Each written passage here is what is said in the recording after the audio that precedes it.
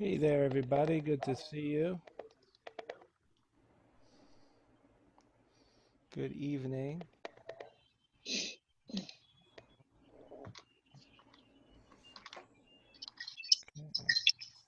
Looks pretty good. Hey, Alan. Good to see you. Good day.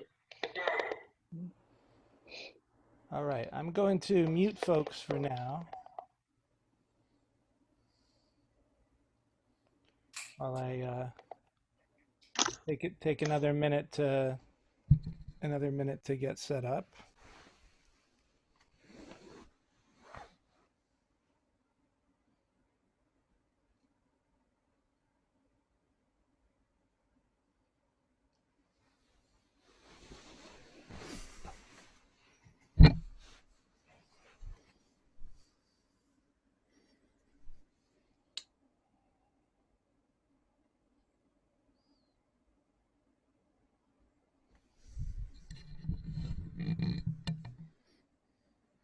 Okay.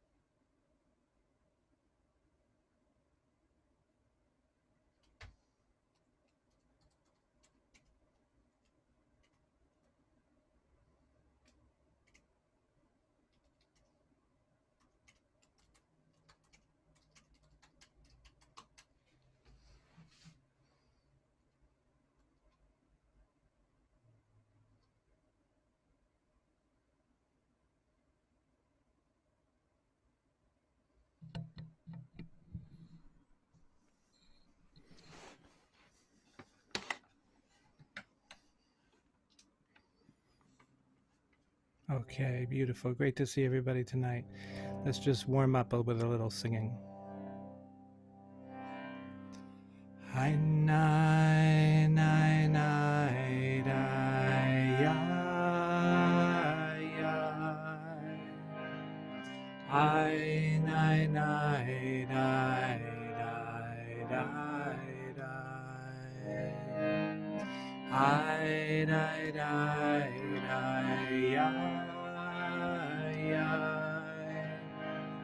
I nine nine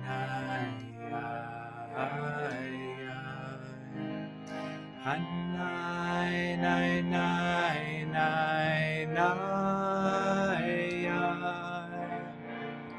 Hi, nai, nai, nai, ai, dai, ai. Hi, dai, dai, dai, dai, ai. Hi, nai, nai, nai, ai, dai, ai. Bai, na, na, nai, nai, hi, ai. You can sing along. I nine nine nine I yo. I nine nine nine I die die die die yo. I die die by nine nine nine I nine nine nine Anai, nai, nai, nai, ya, ya. I, nai, nai, nai, yo.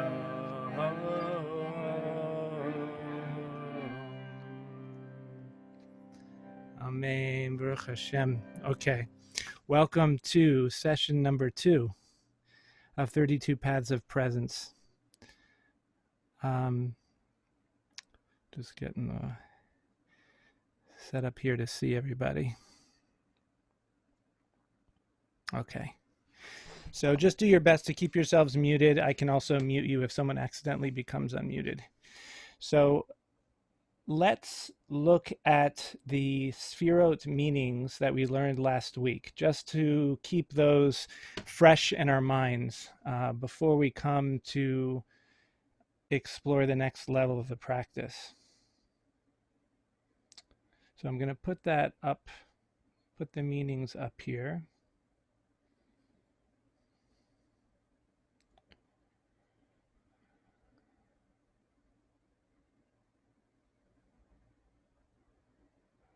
Okay. Pardon me. I think I have to close this and try again. A minute.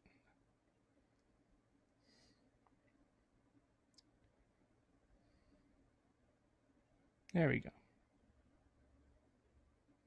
Okay, can everybody see Sfirot with Kavanot?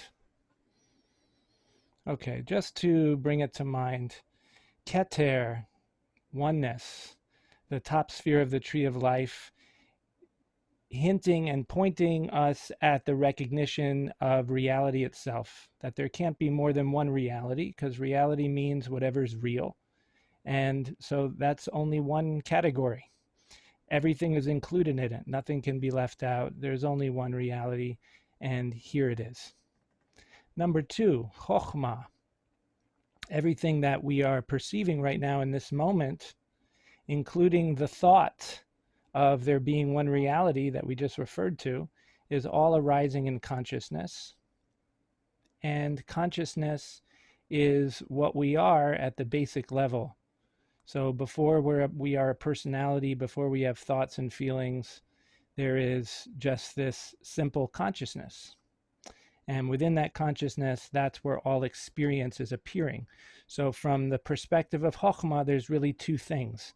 There's, in terms of, in relation to our experience anyway, there's consciousness and there's stuff that we are conscious of. Number 3, Gimel, Bina. Bina is now focusing in on the most primary aspect of the yesh, meaning the stuff that we are aware of. And that is thought, because it's from thought that we gain identity. That's where our sense of self as a something, not just spacious awareness, but a something, a collection of stories and memories and dreams, hopes, fears, everything that we are stems from the narrative creating mind, which is Bina. And we can use, and right now, as we go through all of these 10 Sfirot, we're actually doing an activity that's primarily in Bina, because we're thinking about this and creating a map. So Bina is map making. Number 4, Dalet, is Chesed, loving. This is the basic kavanah of benevolence, of having a positive intention, right? Just our presence is here in order to serve some good. That's the kavanah of Chesed. It's very, very simple. Next one, number 5, Gevura. With Gevura means strength, and it has the connotation also of limitation, which means that, okay, if you're, for example, if you were to put Hesed and Gevura together and say, okay, my intention is to offer something, to do something as an expression of love, well, then you have to choose what to do. If you do one thing, that means you can't do a different thing. So there's a limitation involved in actually moving in time, and that is implied by Gevura. And in our meditation practice, we're particularly focusing on Gevura as the limitation of Bina, the limitation of the thinking mind, and focusing awareness into the senses instead, which means into the present moment. The next one, number 6, Vav, is Tiferet. Tiferet is the quality of presence as expressed outward. So again, we do this is also inherent in the practice we do when we imagine our awareness being given and shining outward like light. And Tiferet is represented often by the sun. And it's also connected to the world of aesthetics, appreciation of beauty. So it's associated with beauty, grace, splendor. These are Tiferet qualities. Netzach, number 7, Zion, has to do with commitment and following through with commitment. So, for example, practicing every day, making sure you meditate every day. That's a Netzach quality. And Chet, number 8, is Hod, counterbalancing Netzach, which is about intention and making things happen and making sure that you stay on track. Hod is about just being where you are and appreciating the truth of the moment with gratitude and humility. So these qualities kind of work together. One way of saying it actually is that when we're doing a meditation practice, the context is Netzach, meaning we've set aside the time and we've made a plan, a commitment to follow through with the meditation. So that's a Netzach quality.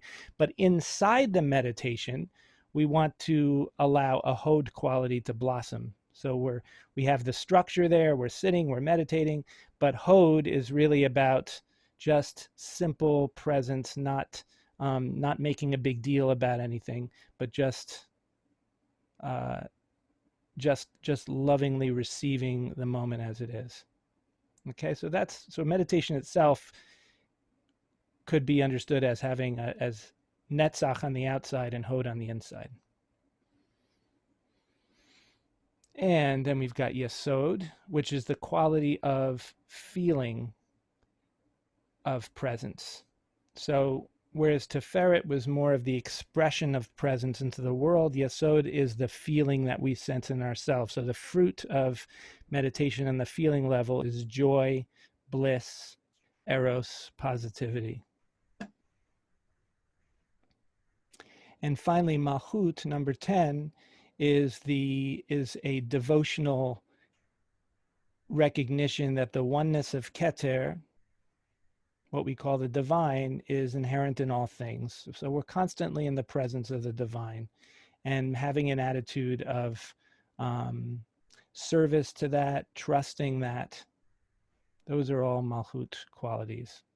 Malchut literally means kingdom, so it evokes that imagery, that metaphor of the king or the queen, actually. Malchut is a wonderfully androgynous sphera because on one hand, it means kingship, kingdom, and it's represented by David HaMelech, King David in the Bible, but it also is represented by Shekhinah, which in Kabbalah is the feminine divine presence, almost like a goddess type image. Also Shabbat, also the Jewish people are all Shekhinah images. And as we'll see when we do get into the text we're looking at today, there's also feminine imagery in that as well. Okay. So does anybody have any questions or comments on the meanings before we go on to the next piece?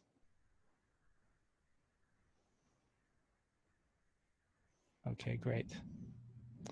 So last week, yes. Hod,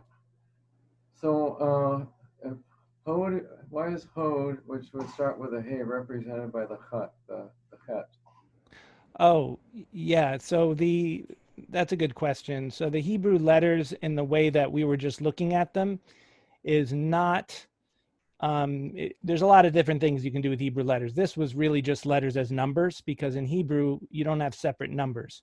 So the Hebrew letters are numbers. So I use the Hebrew letters in that thing we were just looking at to represent 1 through 10. It has nothing to do with what the first letters of the Sphira are. Okay, thanks. Yeah, and you'll see when we do the practice with bringing the letters into the meditation, we do it in an entirely different way, actually. Some of them line up, but it's actually different. So, okay, good question, good clarification. So last week what we did is we perceptualized the sphirot in the body. And what we're going to do this week is we're going to learn to add to that visualization the bringing of the sphirot into a structure around the body as well. So we're actually going to visualize every sphira 2 times, 1 time in the body and 1 time somewhere around the body. With Malchut, we actually do it 3 times because we're also going to bring the visualization of Malchut in the mouth, which is another place for Malchut.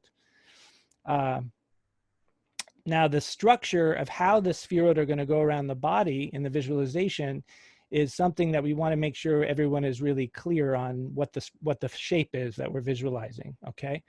So we could understand it as 2 pyramids that are superimposed on top of each other or interlocking, kind of like a Star of David, right? A Star of David is a triangle going up and a triangle going down. So just make those Stars of David 3-dimensional, and you have a 3-dimensional Star of David, okay? So the way this will look is that the pyramid, which is facing up, is going to have its pinnacle above our head. And then the pyramid's going to come down. It's going to have 4 sides, which means that around our hip area, like parallel to our hips, you're going to have 2 sphirot in front and 2 sphirot behind. Okay, so everybody just take a minute, not a whole minute, but a few seconds to visualize that. Visualize a sphira a few feet in front of you at your right side at hip level, and also on your left side at hip level, both in front of you. And then visualize 2 spheres behind you, also at hip level. So does that make sense to everybody? Or I should say, does that not make sense to anybody? Does anybody have any question about what we're visualizing? Yeah, you got a drawing of this or something?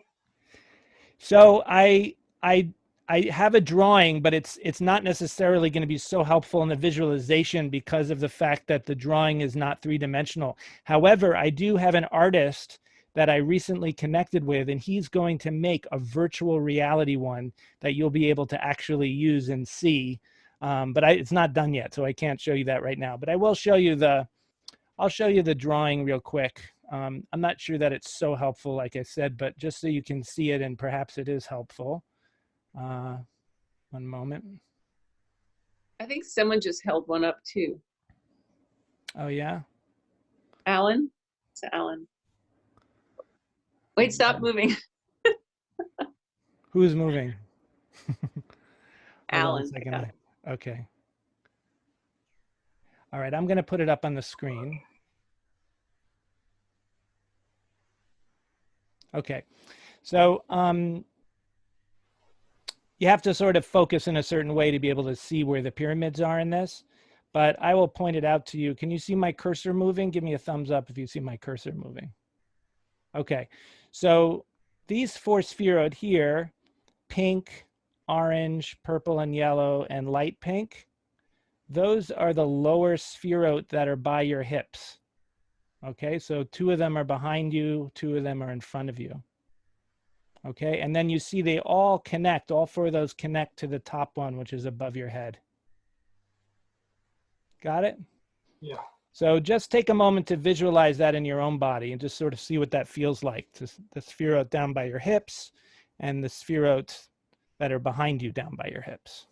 And then coming up, all coming up and attached to the point above your head. Okay, so that's the upward facing pyramid. Here's the downward facing pyramid. I'm going to point to it here. This red and a little bit of gold, this green and yellow, this is kind of a purple, gray, blue, and this is a blue and yellow.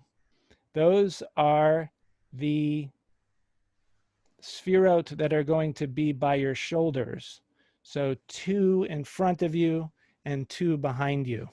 And then they all come down and connect with the sphere that's below your feet. Okay. Now tonight, what we're going to do is we're not going to focus on the pyramid aspect of it. We're just going to focus on the spheres themselves, so it's a little easier. So I'm going to switch the camera and just show you one more time. So you're going to have 2 sphirot here, 2 sphirot here, 2 sphirot here, 2 sphirot here, and then above you and below you. Okay, any questions about that? Good. Yeah, I have one quick question. Sure. And it's just like a visual thing. So Sure. when I'm picturing, because I'm sitting in a chair or I'm sitting cross-legged, when I imagine the point below me, Yeah. because you talk a lot about feet, so I get a little confused because I feel like I'm on like a, I can't think of the word, but anyway, I'm just thinking like, I think of it below my spine. That's as opposed to fine. below my feet. Is that okay? Yeah, that's fine. If you're sitting cross-legged, then your feet and your bottom are kind of on the same level. So Right. you can, So below. Okay. so you can, if you're in a lotus posture, you just visualize that lower malchut a few feet below the floor, really. You're visualizing it down into the floor. Got it. Okay, great. Thank you. Yeah, absolutely. Okay, so what I want to do now is I want to look with you at the Hebrew text that we're going to use to, because we're going to chant certain words as we visualize the various sphirot in the different places. Now, we already learned a text that we chanted last week, which was from Sefer Yetzirah, which involved enumerating 10 different sphirot. And now we're going to learn, and so those, we're still going to do that, and that's the layer of the practice of visualizing the sphirot in the body. But in addition to that, we're going to now add a second text to visualize the sphirot in the different places around the body. So this text comes from the Aleinu prayer. It's not the entire Aleinu prayer, but it starts a little bit in the middle of it, and then it goes a little ways, doesn't go all the way to the end. So I'm going to put that in the screen now.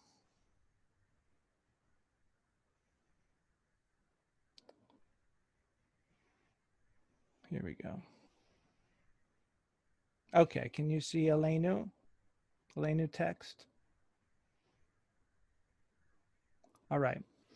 Now, one thing just to remind us of, I mentioned it last week, is that the text of the Sefer Yetzirah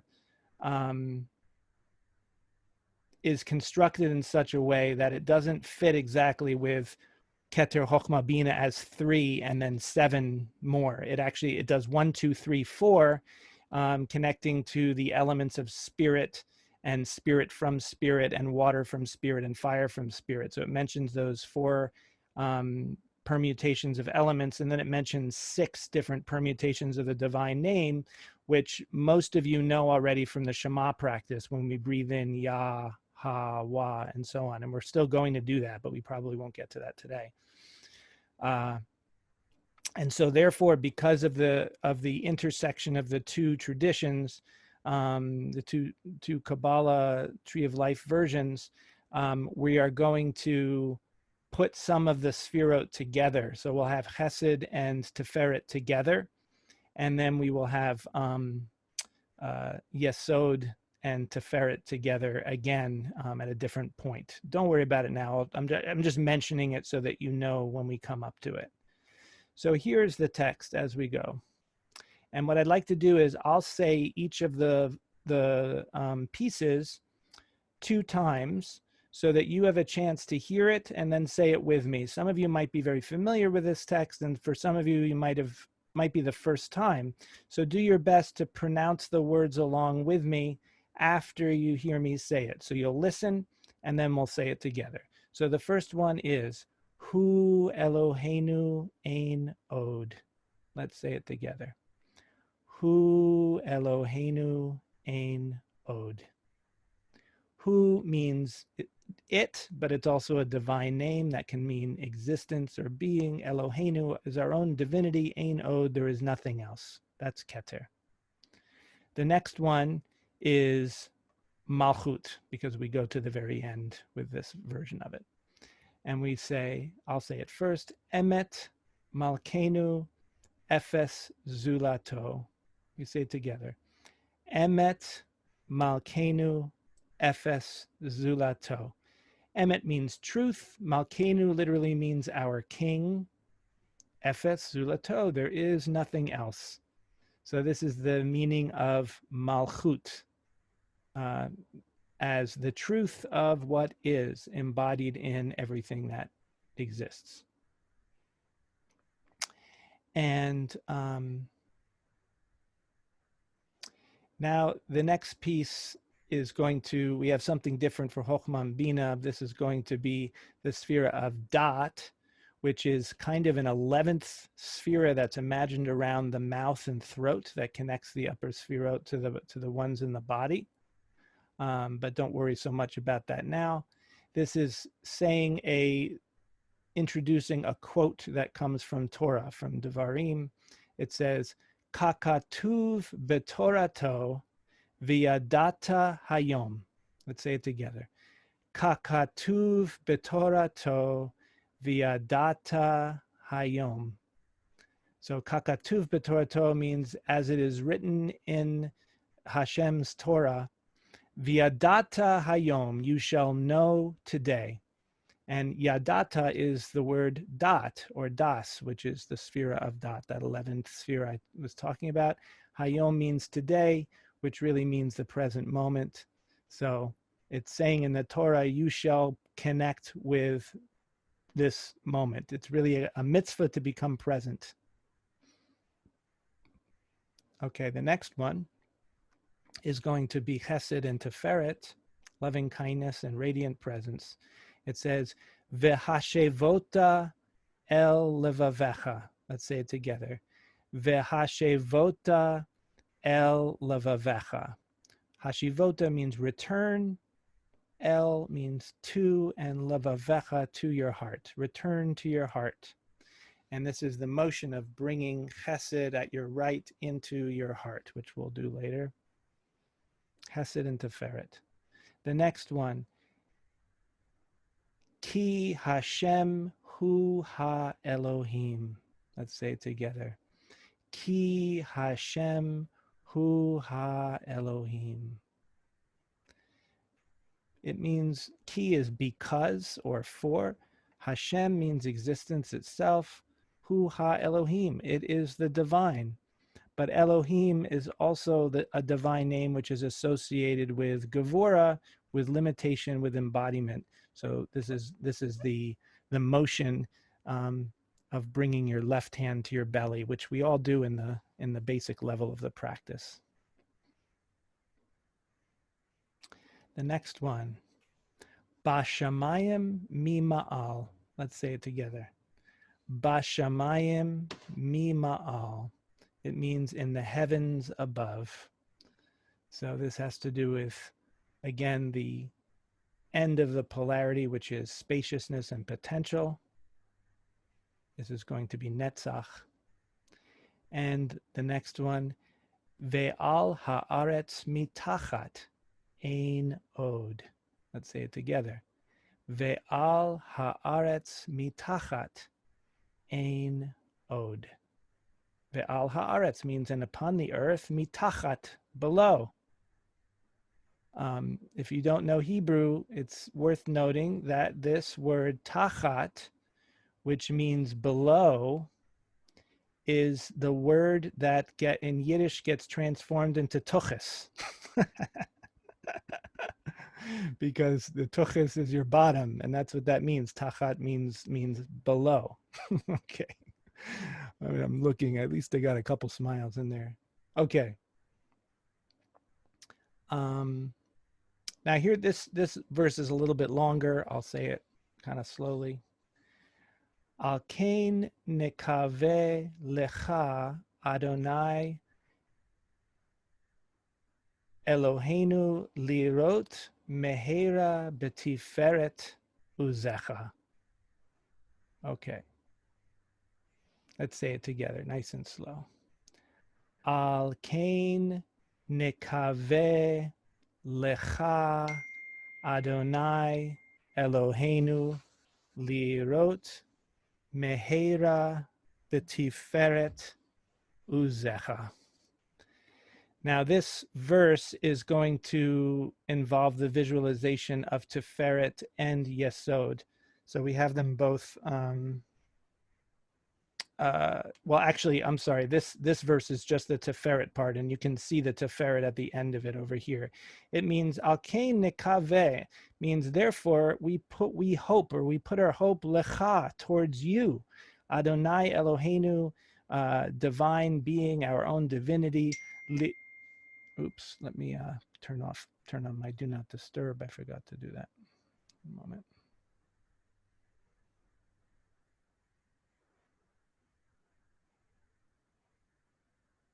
Okay. So it says, lirot mehera, to see. Mehera is speedily or quickly, fast. Betiferet, into your tiferet, which is splendor or beauty or grace, radiant presence. Uzecha is your strength. So the beauty of your strength, or the radiance of your strength, is a way to understand that. That's tiferet. And then, nice short one, letakein olam. Takein is like that word tikkun, which probably everyone's heard of, tikkun olam, right? So the term tikkun olam, as far as I know, has its origin first in this phrase, which is letakein olam, from the Aleinu prayer. And the idea is that this is a way of expressing bringing divine potential into actuality. So the Tiferet Uzecha, the higher sphirot, the light, the radiance, the spaciousness, is coming down into Olam, into the world, in order to letakein Olam, to make it better, to make the world a better place. And then finally, and letakein Olam is the sphere of Yesod. And finally, B'malchut Shaddai. So Malchut is, of course, we're doing Malchut twice. Malchut is the lowest sphere, which represents the world that we're in. Shaddai is an interesting word because it actually means breasts. And if you look in any English translation of the Bible that I've ever seen, it always translates the divine name Shaddai as Almighty, which I think is really funny that it's become standard in English. Whenever you see Shaddai in the Bible, it says the Almighty. But actually what it really means is the breasted one. It's a feminine image. And so in the English translations, I guess, in our culture, there was discomfort with actually expressing what it's really saying. And so they changed it to the Almighty. Now, the name in the Bible that happened, it's in the Torah and also in other places in the Bible, that it will often say is El Shaddai. El is a masculine God name. Elah would be a feminine, like goddess. But Shaddai is clearly feminine. So when it says El Shaddai, it has this image of an androgynous deity that is nurturing the world from its breasts. And that totally fits with Malchut, because as I was saying, Malchut has both very strong masculine and feminine imagery to it. So I don't know if we said that all together. I'm going to say it again. B'malchut Shaddai. And let's say it together. B'malchut Shaddai. Very good. So that's the text. I wanted to go through it just saying it first before we put it into the practice. Just a word about the complexity of this. For some of you, it might feel a little bit overwhelming, like all these different words.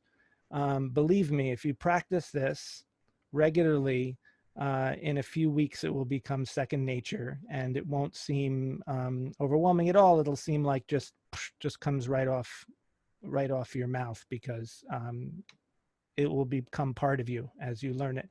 And then these sacred words of Torah become associated with various the various portals of presence, which are the sefirot. They become like keys that turn the lock. But there will be a period, unless you know Hebrew. Some folks might know Hebrew, but I imagine that for many people, there'll be a period of like just trying to focus and saying the words first, and it won't feel very meditative at all. So trust, stick with the process, don't give up. Okay, are there any questions before we go on to the practice itself?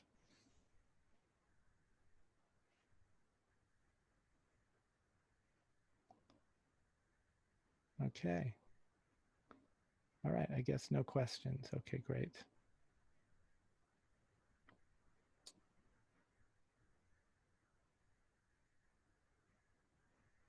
Okay, I'm going to share the screen of our new practice sheet, which is going to add in the visualizations of the sefirot. Again, you don't have to worry about the actual pyramid structure. All we're going to be thinking about right now is imagining the sefirot in the right place.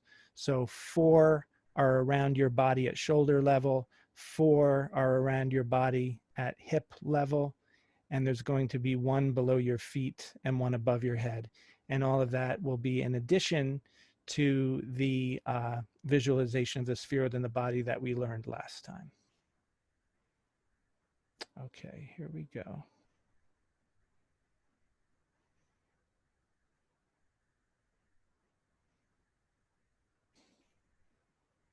Okay, can everyone see 10 sefirot in and around the body with kavanot?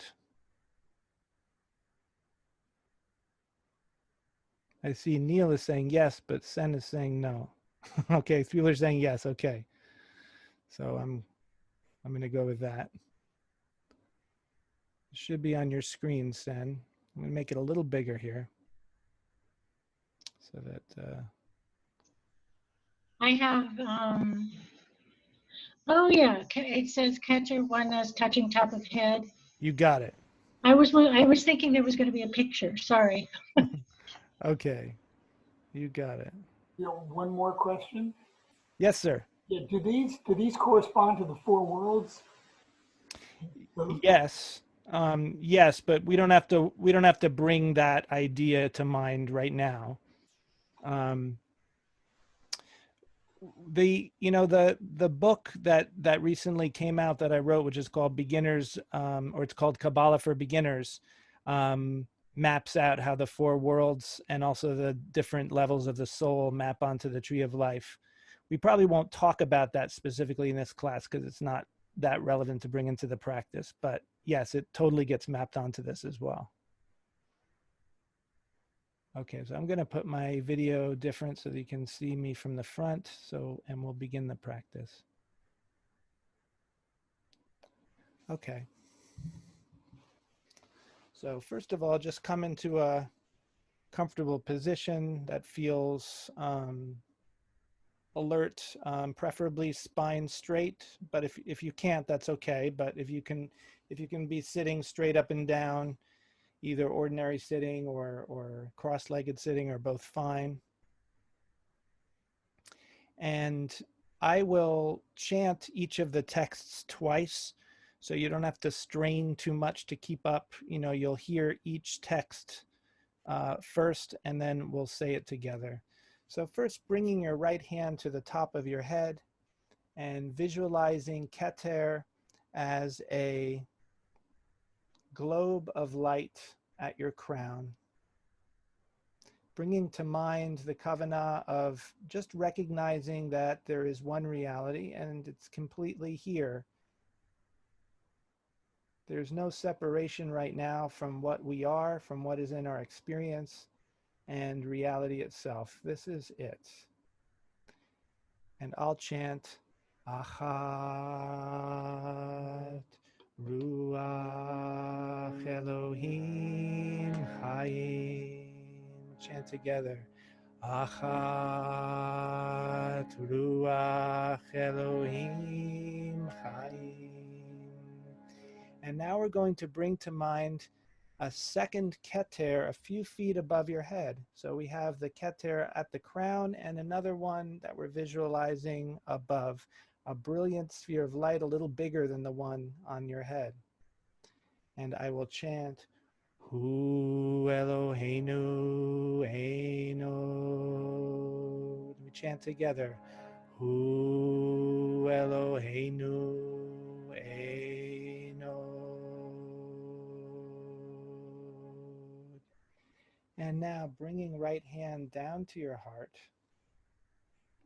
visualizing light from keter, from both keters, streaming down through your body, manifesting as a sphere of blue and earth color light, like a globe, like a planet Earth below your body, either below your feet or under your spine, depending on how you're sitting. And I will chant, Shtayim Ruach Me Ruach, and chant with me, Shtayim Ruach Me Ruach. And now bringing to mind another Malchut a few feet below your body, probably down in the earth, down below the floor. And recognizing the divine presence, Shekhinah, the presence of reality manifested in all things. This is the truth of what is, making that truth into sovereign, something that we are devoted to, something that we are serving. Emet Malkeinu Efes Sulato. Together. Emet Malkeinu Efes Sulato.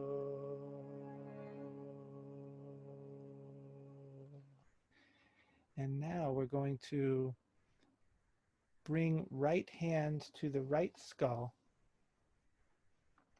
visualizing Chokhmah, a sphere of dark blue, gray light manifesting in your right brain, the energy of water like a vast ocean. This is the ocean of consciousness within which everything is perceived, that we are beneath our thoughts and feelings. Shalosh Mayim Meruah. We chant together. Shalosh Mayim Meruah. And now with your visualization of Chokhmah at your right skull, bring in the visualization of Chokhmah a few feet behind you on your right at shoulder level. So see another dark blue gray globe behind your body on your right side at shoulder level. And we're going to chant the Kavanah of unification. L'shem yichud kudsha brichu. Together. L'shem yichud kudsha brichu. And you can relax your right hand and bring up your left hand to your left skull, seeing the sphere of Bina at your left brain, the colors of yellow and green light. Arba Eshme Ma'im. Together. Arba Eshme Ma'im. And bringing in the visualization of the Bina behind you on your left at shoulder level. And I'll chant U Shechinte, and chant with me. U Shechinte. And and bringing your palms together in front of your mouth, take a moment to feel the sphirot. You can close your eyes for a moment. Don't worry about the words for a moment. Feel the sphirot, the Chochman Bina at your right and left skull, and then also see them projected behind you at your right and left at shoulder level. And now we're going to bring palms together in front of your mouth. This is the 11th invisible sphera called Da'at, which means knowledge or connection. And I'll chant first. Kakatuv betorato v'yadata hayom. Let's just do that much together. Kakatuv betorato v'yadata hayom. And I'll do the next part. Bid chilu or chimu liyached shem Yod He Bevav He B'Yichud Shalim B'Shem Ko Yisrael. Let's do that together. Bid Chilu Rechimu Liyached Shem Yod He Bevav He B'Yichud Shalim B'Shem Ko Yisrael. And relaxing your hands, seeing the energy from the top of your head and right and left skull coming down, channeled down through your mouth, through your throat, down into your body, and lifting your right hand, seeing the sphera of Chesed, sky blue flecked with gold at your right shoulder, and also in your heart, the sphera of Tiferet as sun yellow flecked with violet light in your heart. And I will chant Chamesh Yahweh. Let's do it together. Chamesh Yahweh.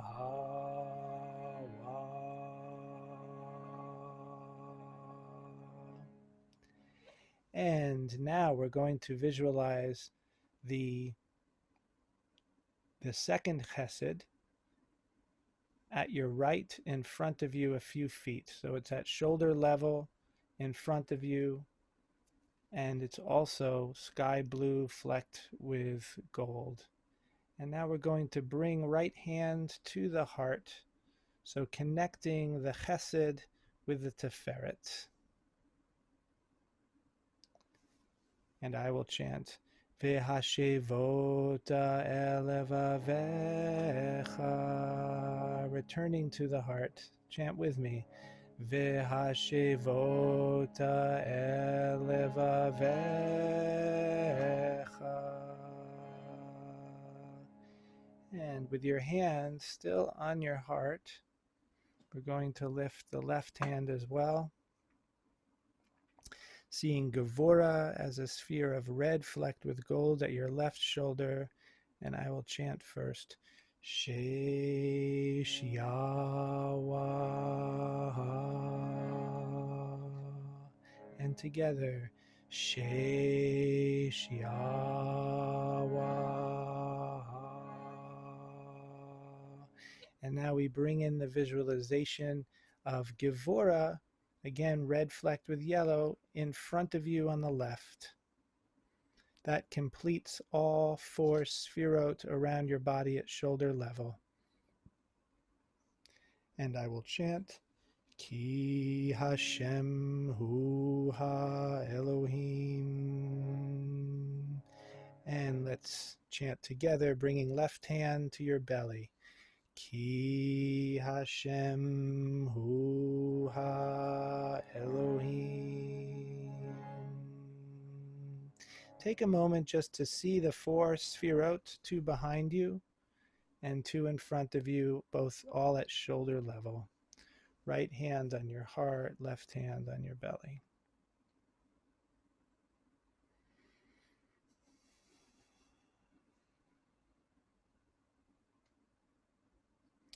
And now we bring the right hand from the heart to rest palm up on your right thigh or your right knee. Seeing a globe of light, pink light at your right hip. This is Netzach, the energy of endurance, of persistence, of commitment. And I will chant Sheva Hayawa. Chant with me. Sheva Hayawa. And now imagining the second Netzach a little bit in front of you and to your right. This is the first of the 4 lower sphirot that we'll visualize. And I will chant Bashamayim Mima'al. Chant with me. Bashamayim Mima'al. And now bringing your left hand from your belly, palm up on your left thigh or knee as well. Seeing the sphera of Hod at your left hip, which is a dark pink color, dark pink light. And I will chant Shmone Hawaya.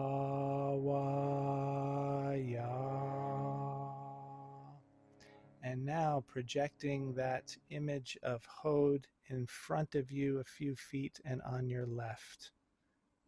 And I will chant Ve'al ha'aretz mitachat ein od. And chant with me.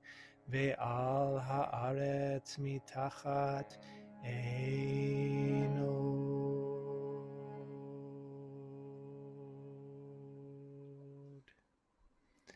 And now, bringing both hands together in your lap, one hand embracing the other, seeing Yesod as a sphere of orange light in your lower belly reproductive organ area.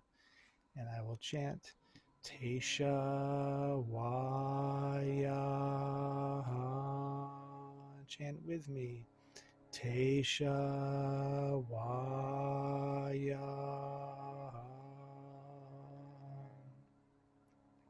Now we're going to visualize Tiferet, which is in our hearts, which is yellow and violet. We're going to visualize another Tiferet behind us on the right. So behind you on the right, that's where the other one is. And you can even kind of look a little bit to the right and imagine it back there behind you on the right. And I will chant Al kein nekave lecha Adonai Eloheinu lirot mehera betiferet uzecha. Let's chant together. Al kein nekave lecha Adonai Eloheinu lirot mehera betiferet uzecha. And finally, you can turn your head a little bit to the left and visualize the Yesod as an orange sphere on your left side behind you.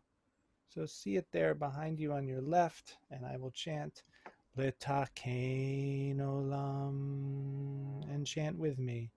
Litakein Olam. Wonderful. Now, take a moment to bring your attention back to below your body and see the 2 Malchut Sfirot, one of them right below your body and one of them a few feet below your body. Each of them is blue and earth colors. And I will chant, Eser Wahaya. Chant with me. Eser Wahaya.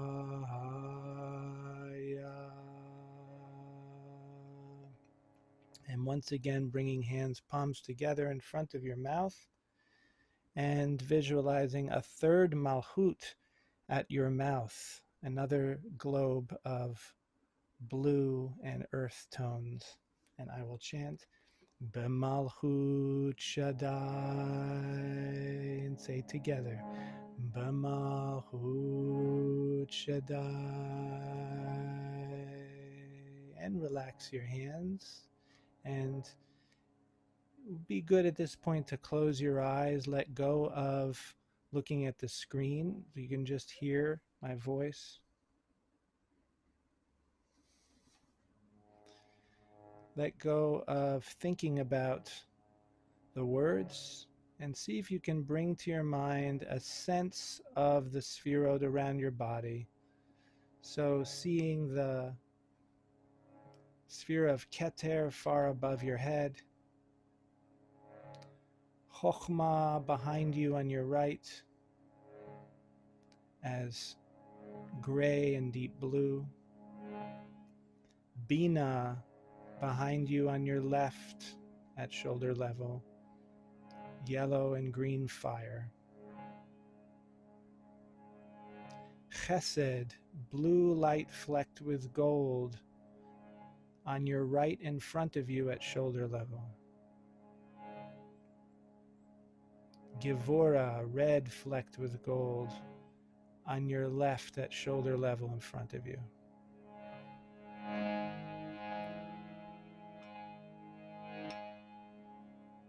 Netzach, light pink at hip level on your right in front of you. Hod, dark pink at hip level on your left in front of you.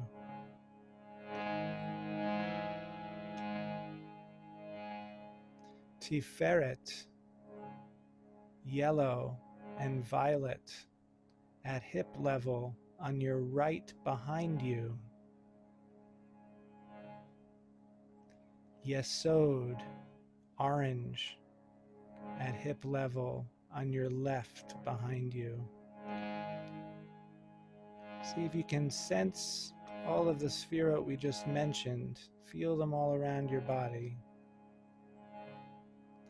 And Malchut, below your body, down into the earth, blue with earth tones.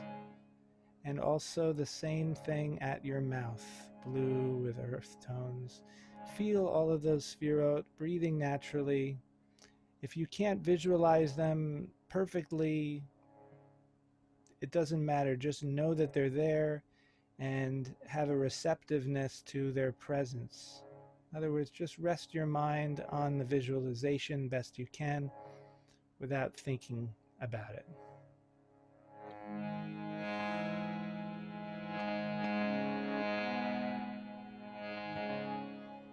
And as we chant Atahu Atyahi, you can let your mind just relax and let go of the visualization and just rest in the chant. Atahu Atahu Atahu Atyahi Atyahi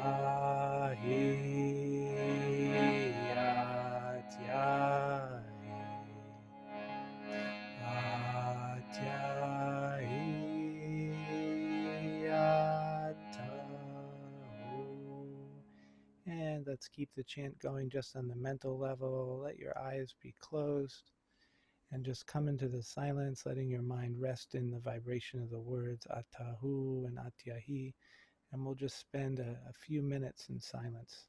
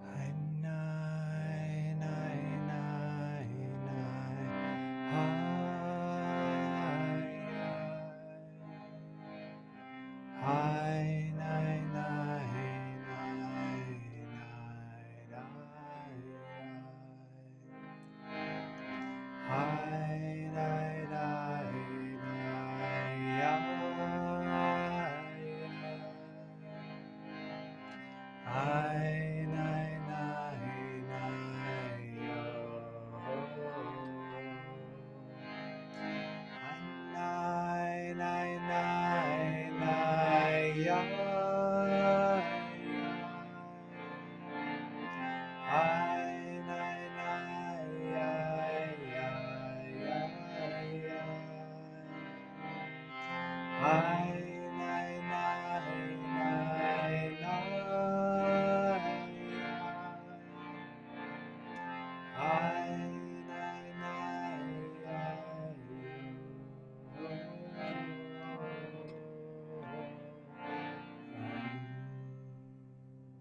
And closing the meditation, once again bringing your right hand to your heart, bringing chesed into tiferet, and offering awareness to the fullness of this moment with lecha, deep breath in, lecha.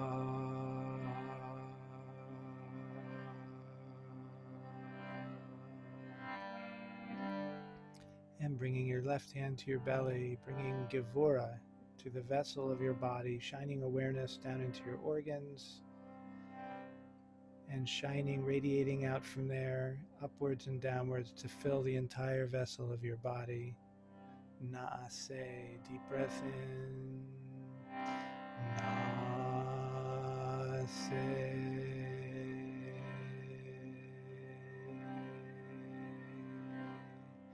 And bringing right hand to lightly touch your forehead. Awareness shining out from Tiferet, radiating outward, brilliant light filling the space, and noticing that all perceptions, both inner and outer, are all arising within one vast field of consciousness that is Chokhmah, and you are this consciousness. You are this singular field of awareness. Venishma, deep breath in. Venishma.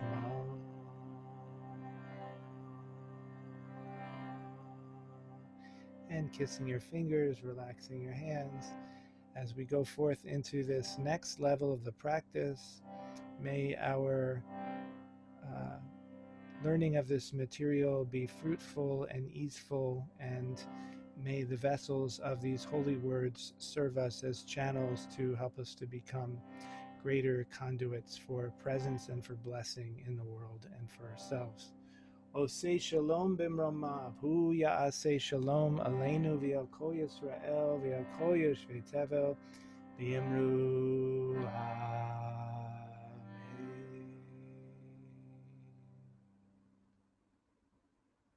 Amen. Amen. Okay.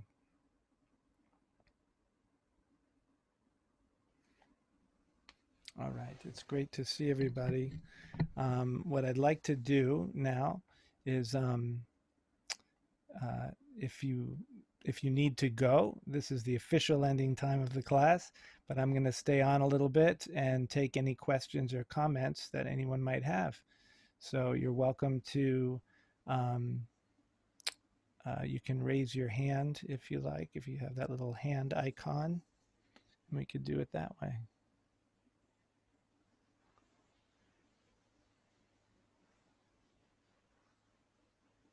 Okay, Susan. Oh, a bunch of people. Okay, Susan first. Great. Hi. Hello. That was kind of breathtaking, so I hope I can form sentences here. But it was, I mean, we just assembled spiritual scaffolding around ourselves and created, if you will, a shower stall where all of the wisdom of understanding and restraint and humility and rooting, we were basking in all of it, right? Be'ezrat Hashem. Yeah, that's a wonderful description. Oh my God. I mean, really, it was, and I had a hard time with my hands out, stretched out, because I could feel there was energy in my hand. And I felt like that the orb wasn't there, it was here. And I kept wanting to leave it where it belonged because you wanted me to put my hand somewhere else. So there was an engineering problem, a spiritual engineering problem for me, which maybe with more experience, but this was curiously powerful. So I'm glad I'm here. I'm glad you're here too. And yeah, it's good to expect lots of spiritual engineering problems as you learn a complex new practice like this. It'll take time. It's all just about working with it. It's like learning a new language, which for some people it is also that because we're learning these Hebrew words. But really it's a language of sound and movement and meaning and visualizations. So there'll be all kinds of hitches along the way, glitches, hitches. But over time it will become part of you and it'll be your friend. Well, thank you. Yeah. Baruch Hashem. Okay, Rahmana.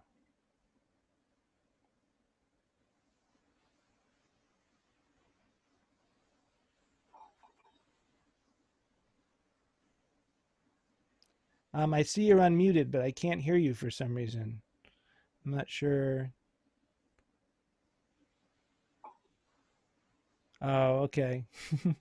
I guess your mic isn't working. Hopefully we'll get that fixed. Well, if you want to compose something and type it in, and then let's see, we'll go to Manya next, and then maybe I can read that after. Well, I agree with what Susan said, and just on a practical level, it does feel like so much to sort of assimilate and integrate. Yeah. And in terms of, what do you recommend in terms of practice? I mean, just like watching this class again, just going through it, as a way of solidifying it? If that's helpful, but you might be able to also just go with the sheet that I wrote out. We'll do it again on Friday. So if you can make it on Friday, that's great. And when we do it on Friday, that will be a video then that's there on the Mastering Presence group on Facebook. So that video will be more concise because we did a lot of talking and learning, or I was talking a lot and about the meaning. So that 30-minute video that we'll do in a couple days could also be helpful. It might be helpful to take this video and just do the second half of it to go through the practice as opposed to watching the whole hour. But you'll know when you get the basic idea of it, then you'll be able to do it on your own. And while you're doing it on your own, you'll experiment a little bit. You'll feel where to move your hand in order to help the visualization, or how you have to move your body to see the sphere over here and so on. So the main thing is just to work with it on your own. Yeah, and I would recommend doing it every day. Another thing that might be helpful is to take the oh good, I see Rahmana. Okay, good. Another thing that might be helpful is to take the sheet that has the Aleinu text on it, which I went over today, and maybe just different times of the day, just pick that up and try reciting it, just so that the words become more fluent. Believe me, it's not a lot of words. It looks like it is because it's a whole bunch of new stuff, but it's actually, if you look at it as a paragraph, it's like that much. It's pretty tiny.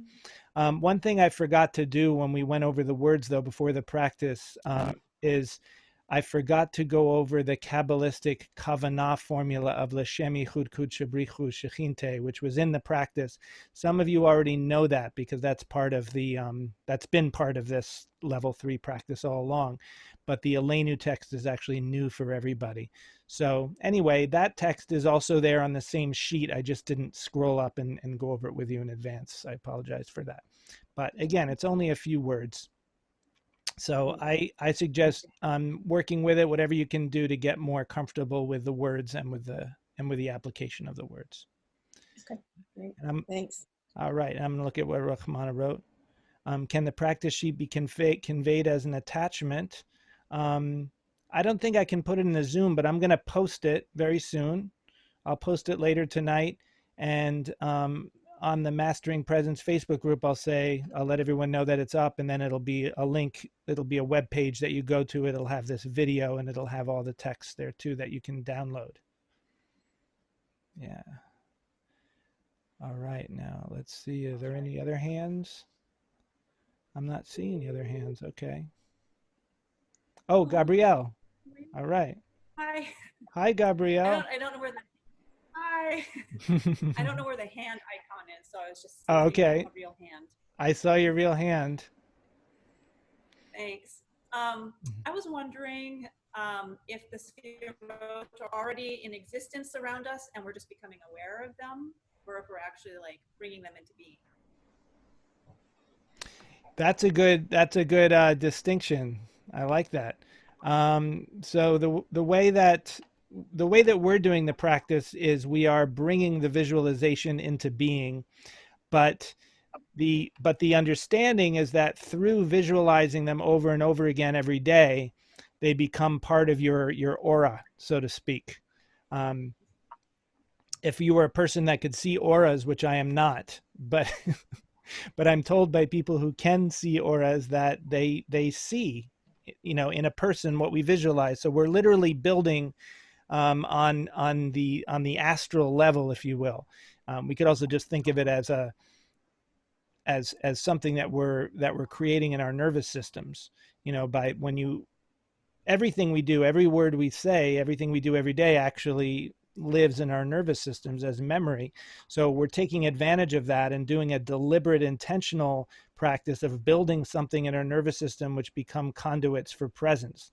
So yes, so ultimately I wouldn't say they are there already. I would say that through the practice they are built, and then they're there with us all the time when we need them, to the degree that we build them. But it's like we're building a house, like we're building an inner temple, in a sense, through these sphirot and also through the sacred verses and later through the Hebrew letters as well.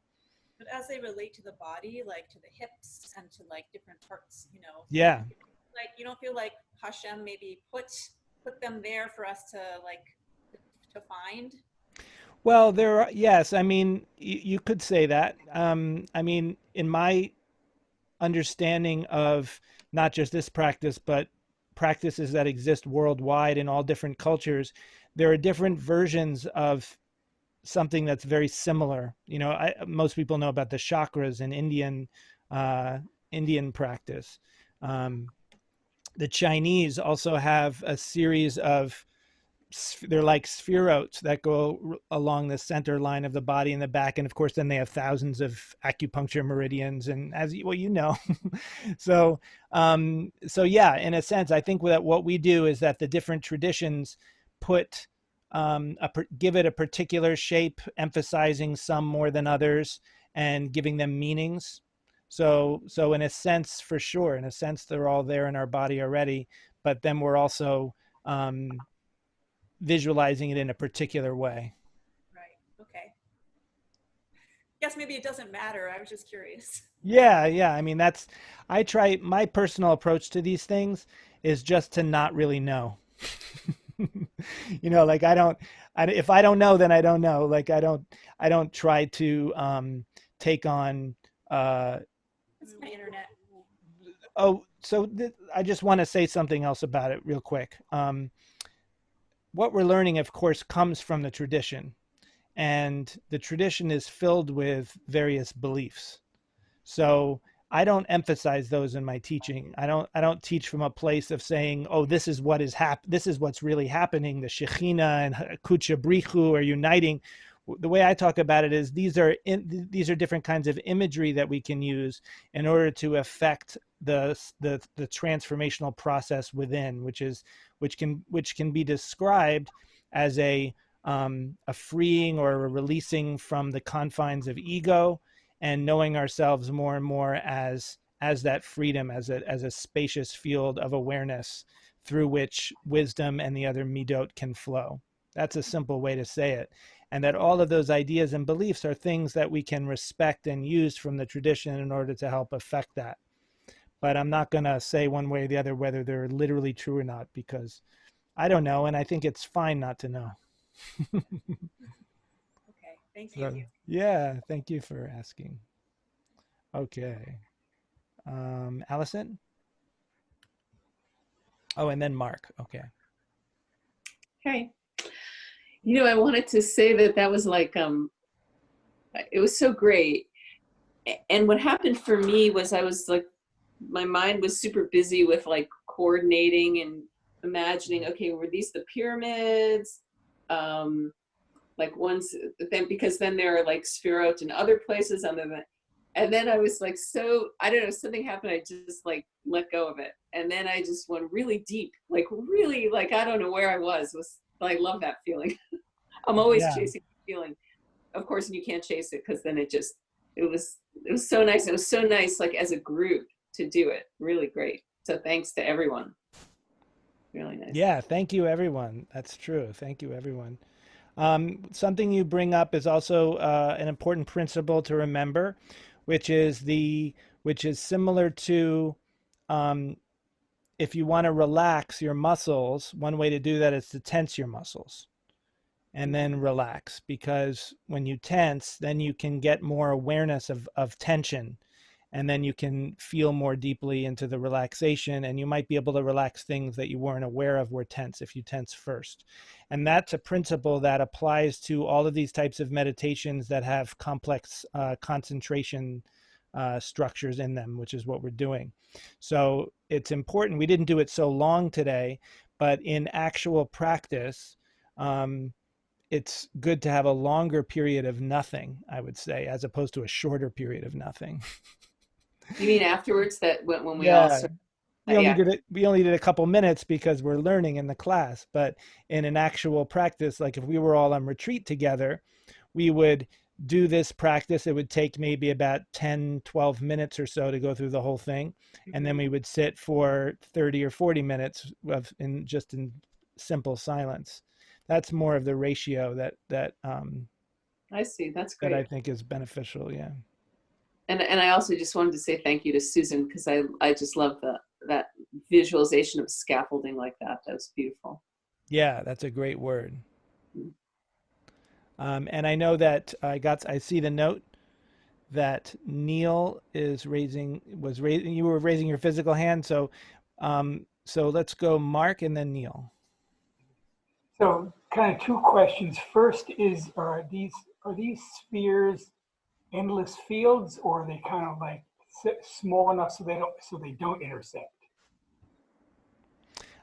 They are spheres that don't intersect. I mean, they're discrete spherot that we're visualizing.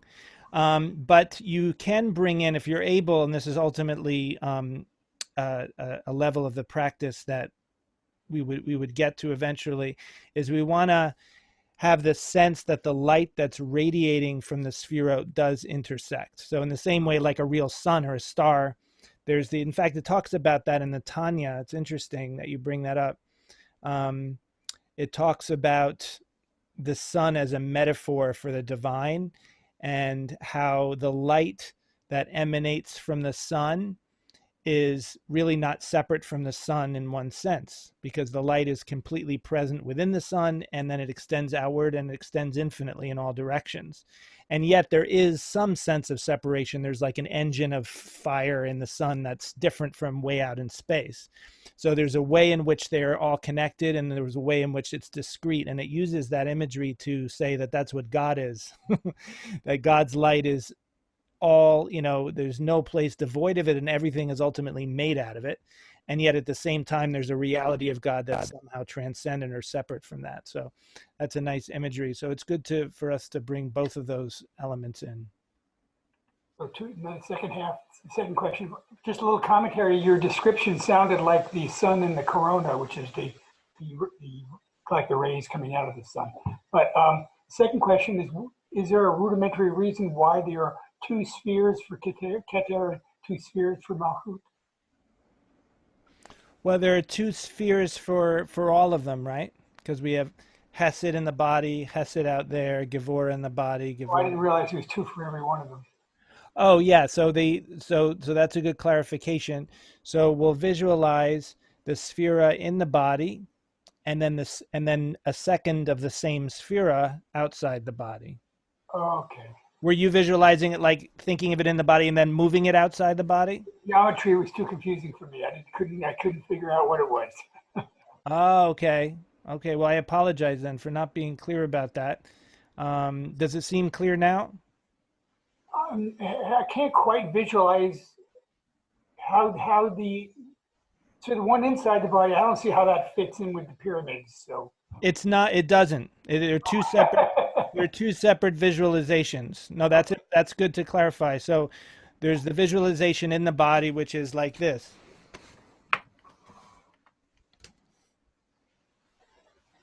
Keter, Chochma, Bina, yeah. Hesed, Gevura, Tiferet, Netzach, Hod, Yesod, and then Malchut below my feet or at my feet. That's the standard tree of life. Okay. Standard. Yeah. But then there's Keter up here, Chesed over here, Gevur over here, Chochma over here, Bina over here, Netzach, Hod, Tiferet, and Yesod, and then another Malchut down below. Excellent. That really that cleans it up for me. Oh, good. Baruch Hashem. Thank you so much for asking that. I hope that was helpful to other people too. Great. Thank you. Okay. And now Neil. Just wanted to comment. I felt the whole practice was very, very powerful. And I want to thank the group because I feel energy from the group, even though we're not in the same room. And it grounded me. I felt like floating away, and having the group here kind of kept me tethered. And I don't want to float away. I think it was Rabbi Ben Zoma that floated away when he did a powerful meditation with Rabbi Akiva. Right. And it was so moving that I just felt like leaving. And having all of you I'm very thankful. It was just as good as being in a retreat, and maybe not as good, but being in the same room with everybody. So thank you all. That's so great, Neil. Thank you for saying that. And it relates to what we learned on Sunday, which is Yesod as the foundation, community as the foundation.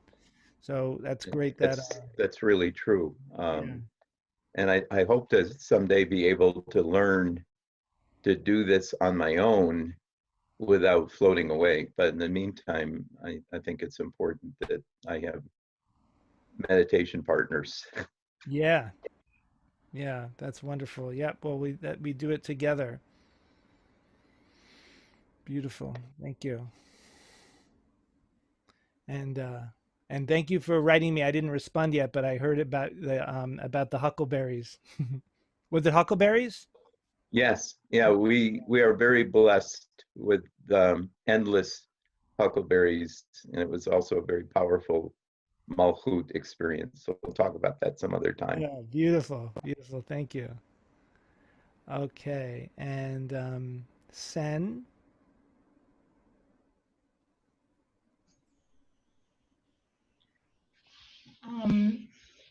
I liked Susan's analogy, but my feeling was once I had the two the two at both shoulders and then the two at the hips, then somehow I was in the middle and I could just relax into all of that. And then when you talked about just a minute ago about having them all inside, I just got a really quick hit, and again I relaxed into it, but I was almost permeable again with all of it. So that was really, really cool. Thank you. But I also thought one thing about the Malchut at the feet could be maybe something Neil could use for grounding, because it's supposed to be below our feet and into the earth. So maybe that could help Neil not fly away. Yeah, thank you for that. Yeah. That's But this what I this thought is so powerful. So it's just so amazing. Thank you. thank you, Thank you. Sam. Thank you, everybody. Baruch Hashem. Yeah. Baruch Hashem.